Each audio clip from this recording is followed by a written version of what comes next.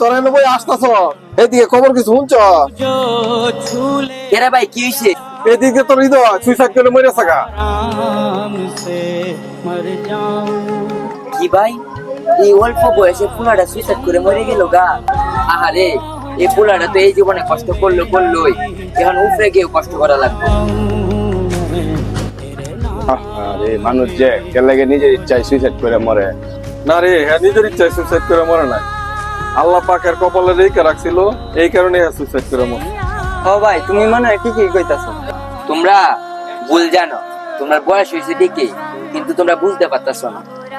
এটা কি কয় রে? তুই আল্লাহ পাকের হুকুম ছাড়া এক পা লড় পারবি? আল্লাহ পাকের হুকুম ছাড়া তো গাছের একটা পাতাও লড়ে না।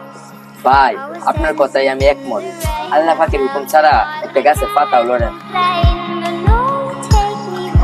কিন্তু আল্লাহ পাক প্রত্যেকটা মানুষকে নিজের সিদ্ধান্ত নেওয়ার ক্ষমতা দিয়ে দিয়েছে।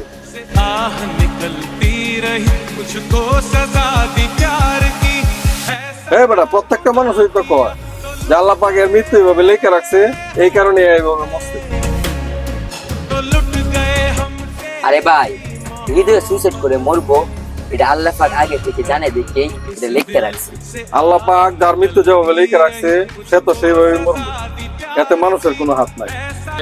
ভাই, তুমি তো এটা জানো কে কি করতেছে, ভবিষ্যতে করবো আমার ছোট এটা আল্লাহ পাক আগে লিখে রাখছে।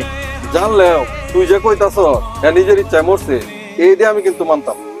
ভাই, আমি আপনাকে একটা উদাহরণ দিই। ধরেন এই দিক দিয়ে চারদিকে চারটা রাস্তা আছে, এখন আপনি কোন দিক দিয়ে যাবেন এই সিদ্ধান্ত নেওয়ার ক্ষমতাটা আল্লাহ পাক আপনার মধ্যে লিখে দিয়েছে। আগে আমি এই বিষয়টা জানতাম না, আমাকে সুন্দর করে বোঝানোর জন্য তোমাকে অনেক ধন্যবাদ।